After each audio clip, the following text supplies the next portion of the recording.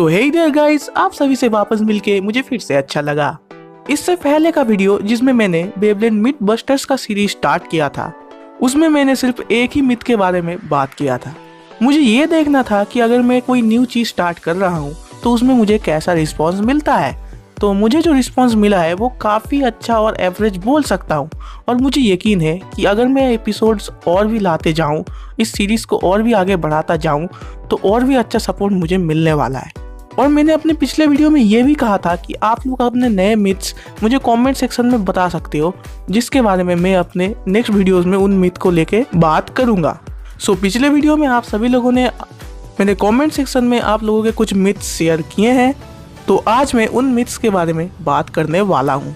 तो आज होने वाला है मिथ बस्टर्स का एपिसोड 2। तो चलिए शुरू करते हैं। नंबर 1, रायुगा का अल्टीमेट मूव जो नेमेसिस के खिलाफ यूज किया था, उसे रोकने के लिए गॉड ऑफ डिस्ट्रक्शन ने अपना फुल पावर यूज किया। टू बी ऑनेस्ट, इस चीज के ऊपर अगर हम गौर से देखें तो मुझे नहीं लगता नेमेसिस ने अपनी 100% पावर एल ड्रैगो के अल्टीमेट मूव को रोकने के लिए यूज किया होगा।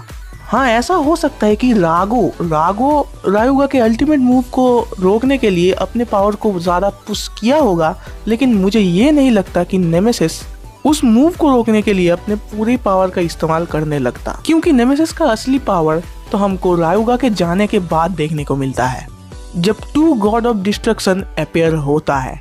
और अगर हम एक और चीज देखें, जब रायुगा रागो से लड़ने आया था तब नेमेसिस पावर अप कर रहा था। पावर अप करते टाइम रायुगा अचानक से लॉन्च कर दिया था, इसलिए रागो को नेमेसिस को लॉन्च करना पड़ा था।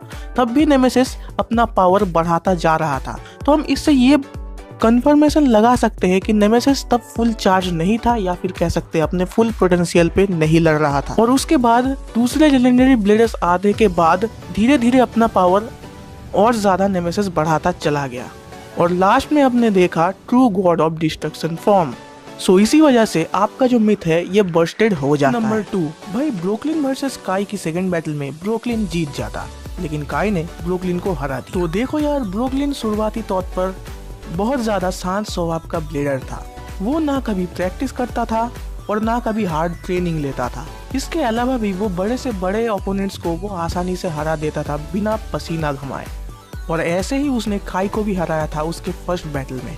और ब्रुकलिन जैसे ऐसे ही तरीके से बेब्लेडिंग करने के लिए आपको अपने मन को शांत करना होगा, और ब्रुकलिन अपने मन को काफी ज्यादा शांत रखता था। इसी तरह से ब्रुकलिन ने बहुत सारे मैचेस जीते थे। लेकिन काई वर्सेस ब्रुकलिन के सेकंड बैटल उसको लड़ते टाइम काफी ज्यादा पसीना आ रहा था, और उसको हराने में भी काफी ज्यादा टाइम लग रहा था, क्योंकि ब्रुकलिन को पता है कि उसको किसी को हराने में कभी पसीना घमाना नहीं पड़ा था, लेकिन इस बार उसको पसीना आ रहा था, जिस चीज को देखते हुए ब्रुकलिन बहुत ज्यादा घबरा गया था। इसके अलावा भी काई के बातों से ब्रुकलिन और ज्यादा डिप्रेस्ड होता जा रहा था, और जितनी बार काई गिर के वापस उठता जा रहा था, ब्रुकलिन और ज्यादा घबरा गया था, जिसकी वजह से ब्रुकलिन का कंसंट्रेशन टूट गया और ज़्यूस के साथ उसका कनेक्शन भी टूट गया था।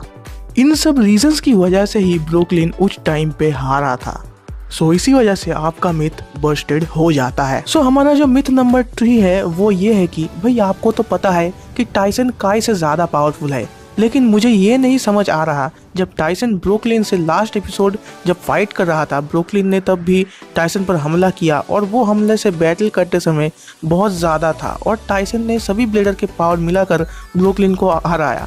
यहाँ तक की तो बात समझ आती है, लेकिन मुझे ये नहीं समझ आ रहा कि जी रेवोल्यूशन के एंड में टाइसन और काई के लास्ट बैटल में जो हुई थी, उसमें टाइसन को कैसे हराया काई ने। सो भाई आपने ये जो पूछा है ये कोई एक मिथ नहीं है, ये एक क्वेश्चन है। इन सारे क्वेश्चंस के लिए मैं एक अलग सा सीरीज स्टार्ट करूंगा, जो है क्विज बस्टर सीरीज। लेकिन क्योंकि आपने पूछा है इसलिए मैं इसका आंसर दे देता हूँ। तो देखिए भाई, बेब्लेड बैटल में कौन जीतेगा, इसमें बेब्लेडर का तो थोड़ा सा योगदान होता ही है, लेकिन सबसे बड़ा जो योगदान होता है वो है राइटर का। राइटर जब चाहे जिसको चाहे जिता सकते हैं, उनका जब मन होगा वो तब किसी भी बेब्लेडर को जिता सकते हैं। ठीक वैसे ही बेब्लेड राइजिंग मांगा मतलब सीजन 4 के मांगा में इसी तरीके से ही काई ने टाइसन को हराया था। So simple, anyone should know this. The person who'd win in a fight is the person that the script writer wants to win. So पिछला मिथ कोई मिथ नहीं था, इसलिए मैं उसको काउंटिंग से हटा रहा हूँ। और फाइनली हमारे नंबर 3 पे जो मिथ है रायुगा ने केंटा को सिर्फ स्टार फ्रेगमेंट दिया था या फिर एल ड्रैगो उसके अंदर चला गया था। Fun fact, Ryuga achieved ultra instinct. तो यहाँ पर एक ही बंदे ने 2 मिथ्स हमको दिए हैं और उस फन फैक्ट को मैं भी एक मिथ ही मानूंगा। तो उनका जो सबसे पहला मिथ है ये कि रायुगा ने अपना स्टार फ्रेगमेंट का पावर केंटा को दिया था, जिसकी वजह से केंटा का बेब्लेड फ्लैश सेजिटेरियो में इवॉल्व हो गया था। जी हाँ, आपने बिल्कुल सही कहा है और एनीमे में बिल्कुल ऐसा ही हुआ था। तो आपका ये जो मिथ है वो कंफर्म्ड है। लेकिन आपका जो सेकंड मिथ है कि रायुगा अचीव्ड अल्ट्रा इंस्टिंक्ट, तो ऐसा नहीं है।